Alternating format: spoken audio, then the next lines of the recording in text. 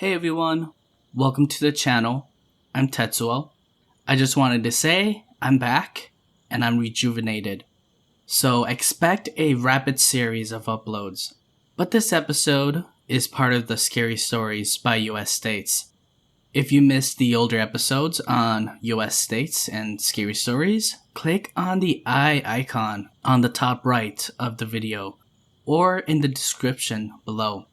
I would love to see this channel grow, so if you can hit that subscribe button and share my videos with family and friends, we can definitely grow together. So loosen up and turn on your nightlights.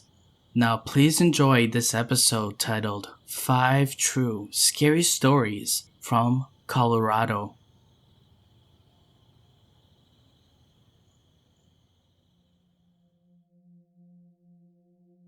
Story 1. When I was 12, I met a spirit.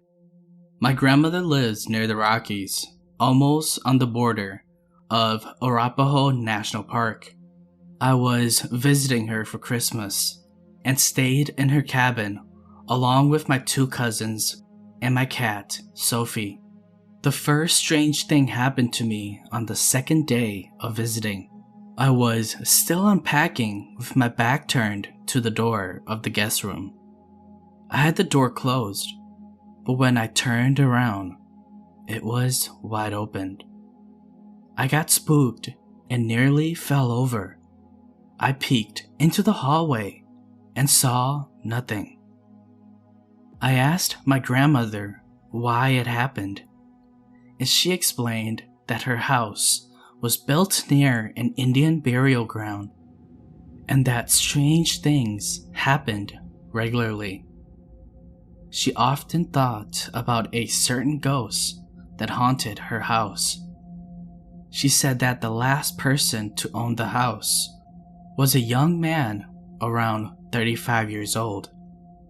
She said that on a dark winter night, he was driving home when the car flipped over the road and crashed.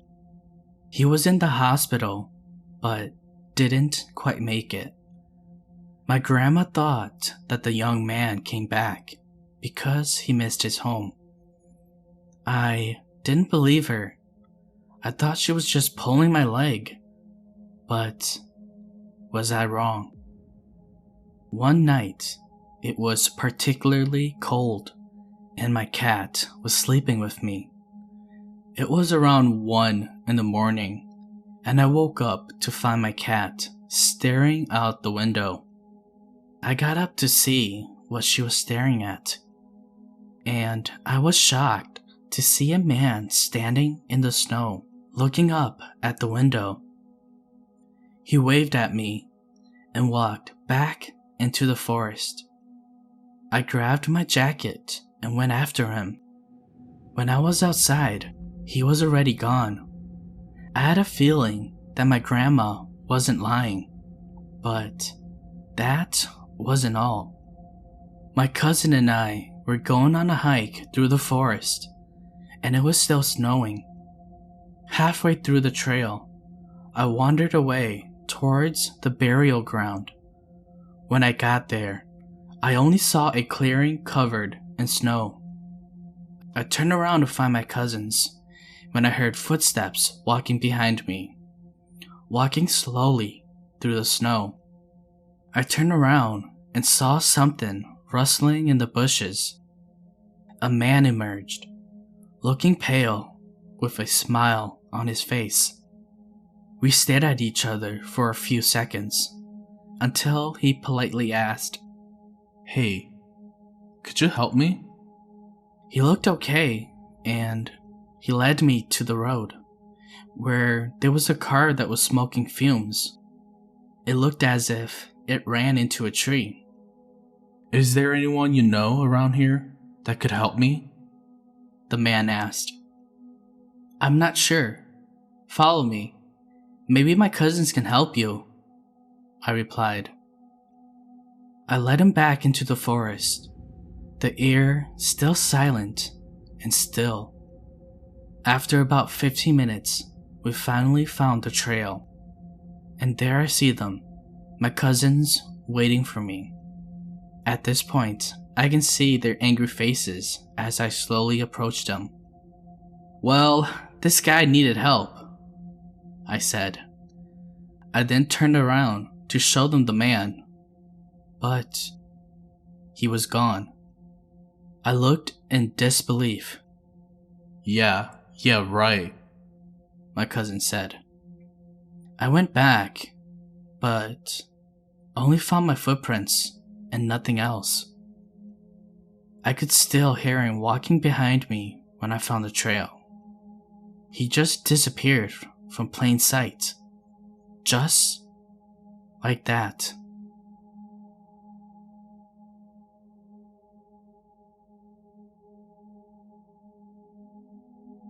Story 2. Prior to hunting trips, a lot of people go and scout their hunting area to see what activity the animals are doing, to hopefully make their hunting trip successful. About 7 or 8 years ago, my family went to Gunnison, Colorado to scout the area prior to our elk hunting trip. There was this small valley that we all thought would be a great area to actually scout, and hopefully have 2 of my brothers hunt when hunting season opened. This valley was only about 50 yards wide, so if anyone walking along the bottom, you can see when they're actually down there.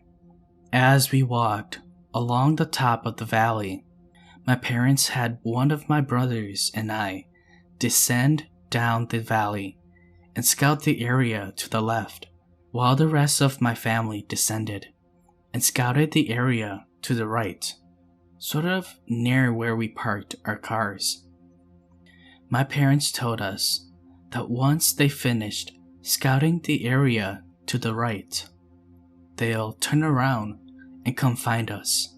Both parties made our way towards the bottom of the valley and eventually split halfway down as we wanted to scout different areas.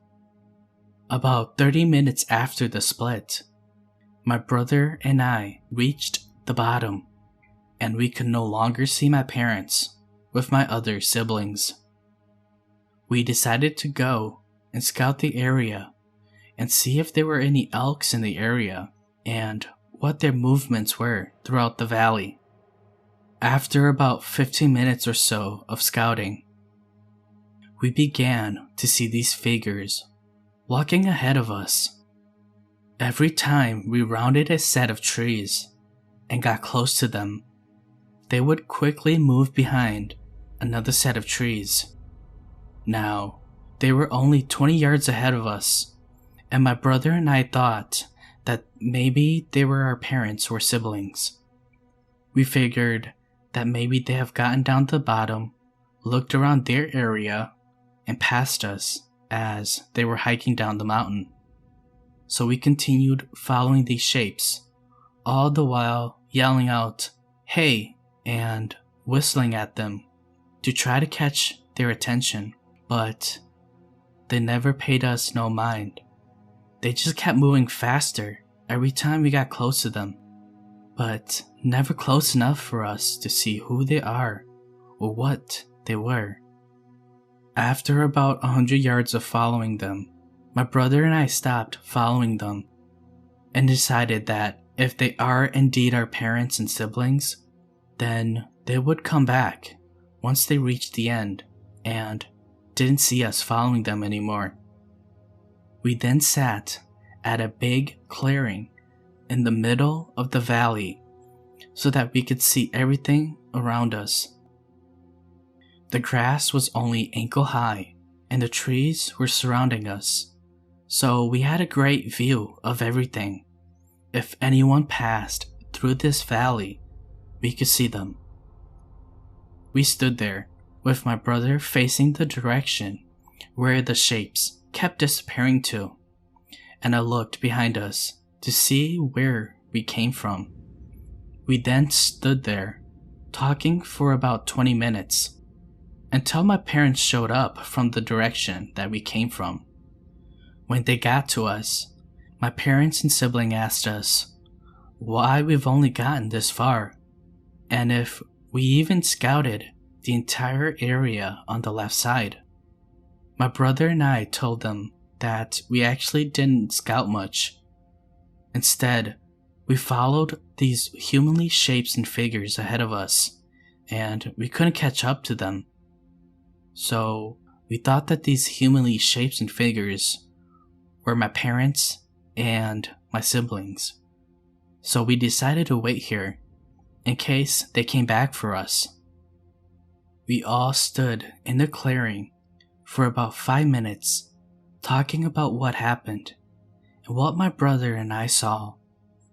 My dad then says out loud that we need to continue scouting and that they forgot an area behind us. This time, our entire family stayed together as we began hiking back. But only this time, up the hill and straight forward to our car. When we reached our car, we drove back to camp, packed our tents and belongings, and left. When we got home, my parents told us that something was also trying to lure them into following them. It was good that we had stopped where we were and did not continue any longer. Even to this day, when I think about this event, it sends chills up my spine and gives me goosebumps.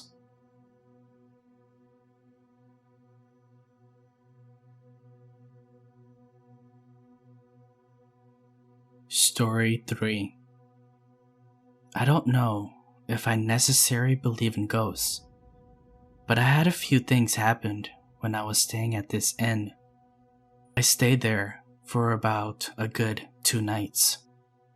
I was staying at Cheyenne Canon Inn.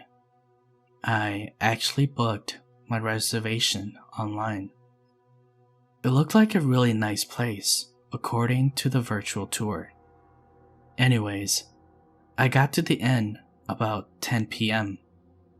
I had been there earlier to get my key during business hours and left. The inn is in the base of the Rocky Mountains in a very wooded area. I got my keys and opened up the door to go up to my room. It was near complete darkness at the foot of the stairs. I got a funny feeling in my stomach right before I even unlocked the doors. But when I walked in, as I was walking up the stairs, I was trying to adjust my eyes to the darkness. Each time I opened my eyes from blinking, I saw streaks of light moving diagonally upwards 3 times in my field of vision. After the 3rd time, 3/4 of the way up the stairs, I didn't see the streaks anymore, and I freaked. I thought maybe it was just me, but I didn't see them anymore. I squealed and ran the rest of the way up the stairs. I got into my room, which was a nice room, but I noticed that when I went into the bathroom, there was a door that was in there. I was like, okay, another door in the bathroom? Where does it go to? Do I share a bathroom with someone? The next day, I came across the owner of the inn, and I asked him about the door in the bathroom. He said that there were many doors in the inn, and that he didn't know where they went to. He told me that the place was haunted, and then he proceeded to give me a tour. I didn't even know that the inn was haunted until he said that, and the place used to be a casino and bordello. He told me that 5 sisters used to live there, and they were the one running the bordello and casino. That same day, the housekeeper that was cleaning my room kept telling me about her only experience with a ghost in that inn, but she said that it was one she will never forget. She was in the lookout room when she had her hair in a ponytail, and something pulled her ponytail holder out of her hair. Later that day, I was getting ready to take a shower when I was sitting on the vanity and I felt a really hot spot in the corner by the vanity, and I didn't even have the shower on yet. I was trying to tell my friend about it, but she is definitely a non-believer. I'm not much of a storyteller, but I'm telling you exactly what happened to me, and about the uneasy feeling I had while I was there. Maybe it's nothing. Maybe it's something. But I will never forget about that place. The Cheyenne Canon Inn.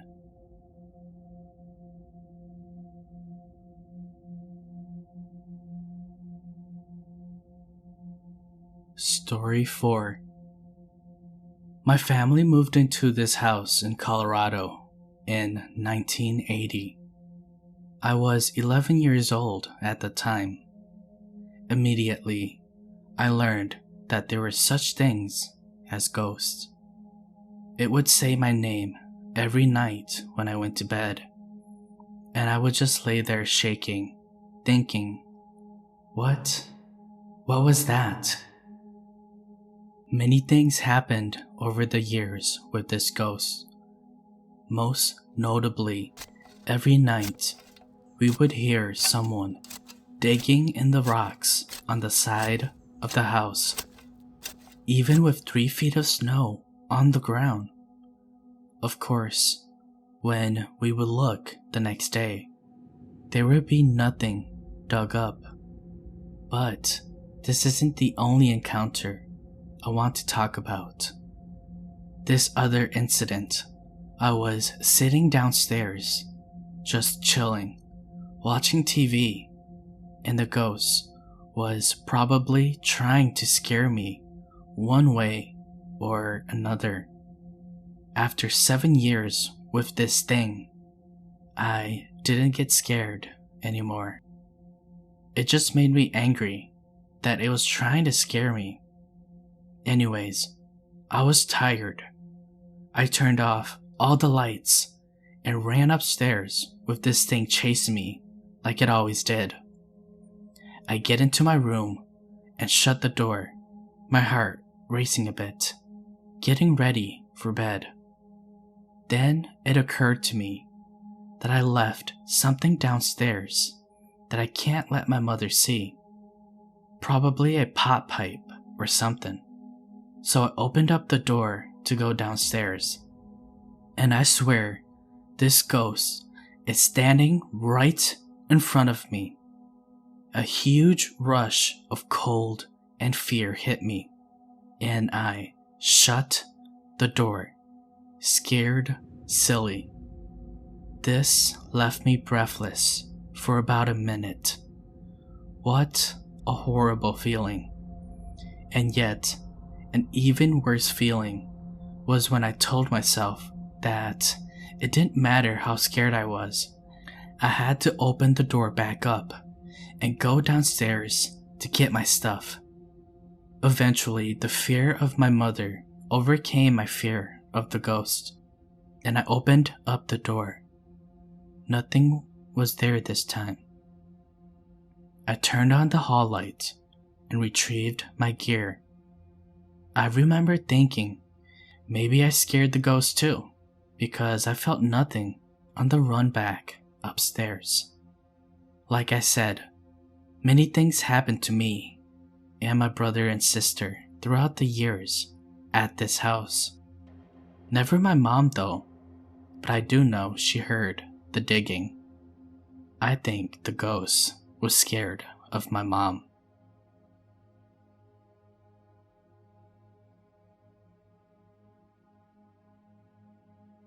Story 5. I used to live in this small city in Colorado with my husband and 3 kids. My sister and her daughter needed a place, so we looked around for rental units. Also at this time, she was around 3 or 4 months pregnant with her ex's baby. Everywhere was too expensive, and she couldn't afford them. Finally, we found a small 2-bedroom duplex that was cheap and only a few blocks from where I lived. She gets off work late, so we couldn't see the place until it was getting dark.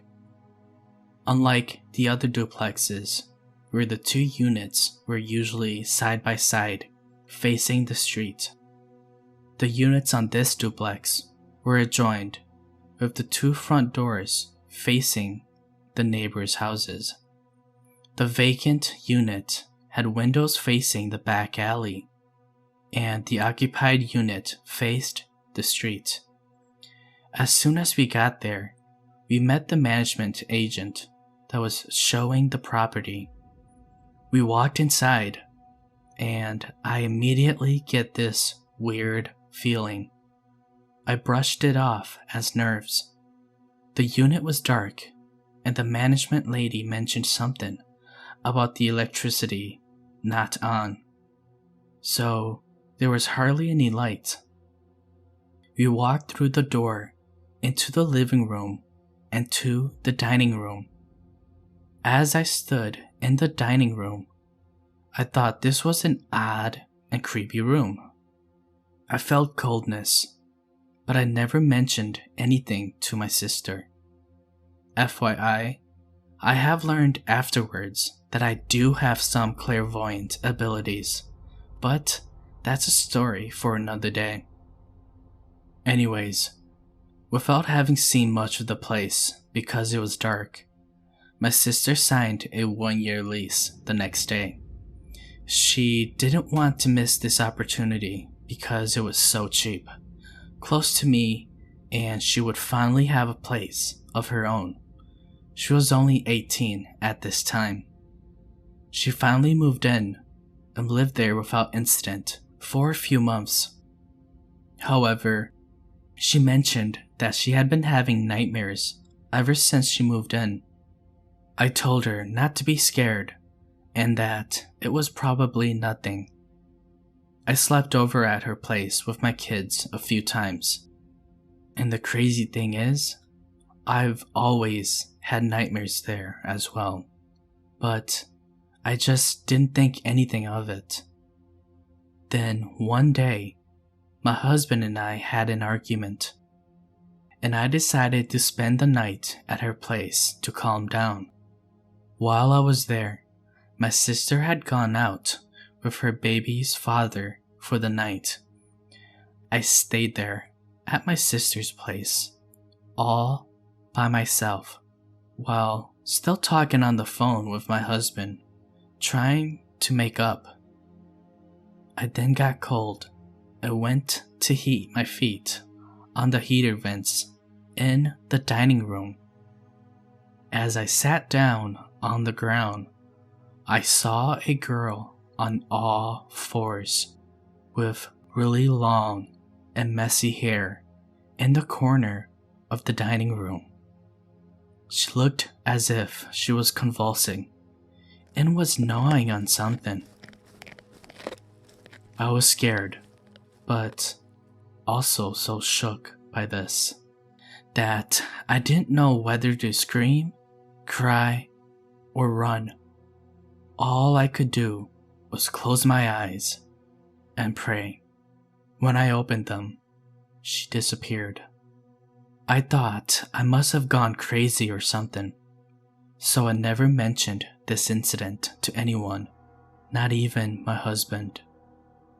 Then one night, my husband and I decided to leave our kids with my sister so we could have a date night.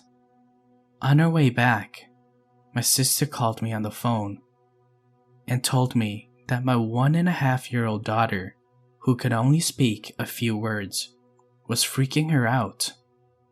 I asked my sister why, and she replied, "Your daughter was playing, and all of a sudden, she started screaming, crying, and saying that she was scared. I asked her if the other kids scared her. She just shook her head and said no. I asked all the other kids who scared her, and they said no one was near her, and that no one had scared her. Your daughter keeps pointing to the corner of the dining room, crying and saying, 'Scared, scared.'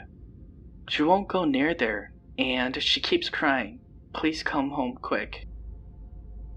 At this point, I was freaked out. Before she could tell me where my daughter was pointing, I said, "Let me guess. It's the corner of the wall with the windows that meet the kitchen, huh?" My sister sounded puzzled. She then replies, "Wait, how did you know?" I told her I will tell her when I get there since I didn't want her to be scared. When we finally got to her place, I eventually told her about the experience at her house.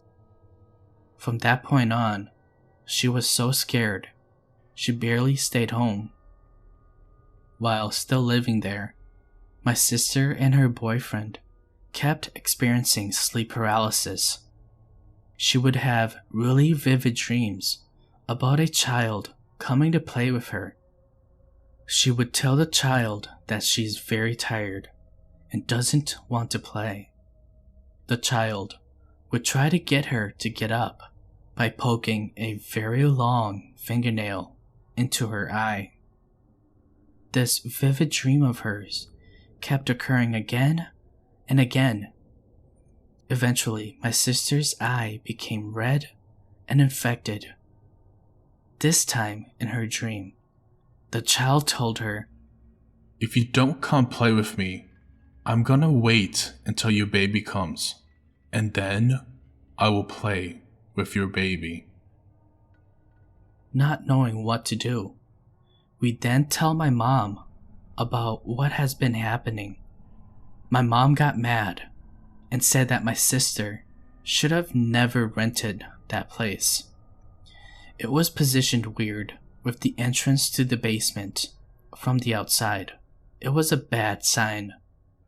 And so my mom went to my sister's place and said out loud, "Whoever you are not welcomed here. You have passed, and this is no longer your home.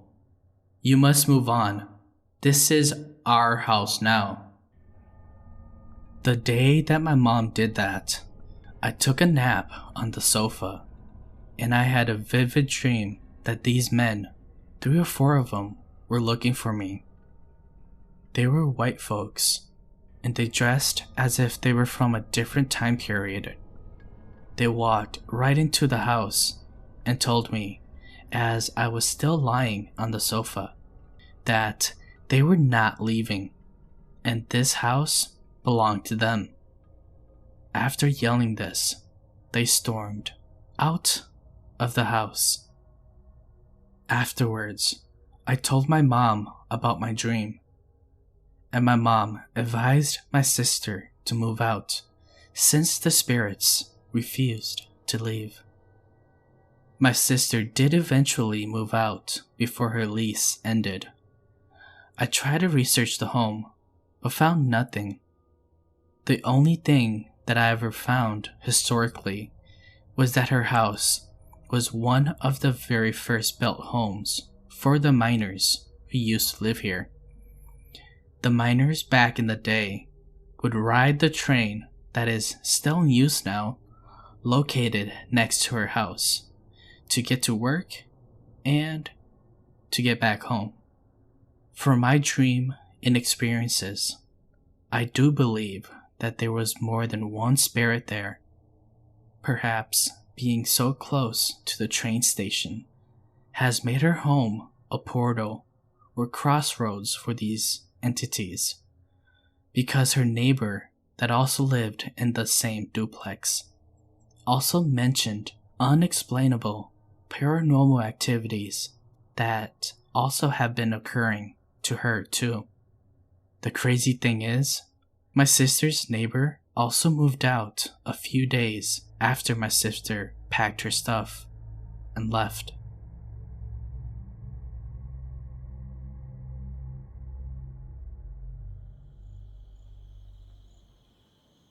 Thanks everyone for making it to the end of this episode. If you haven't yet, please subscribe to my channel and click on the notifications. Until then, see you in the next episode. Thank you.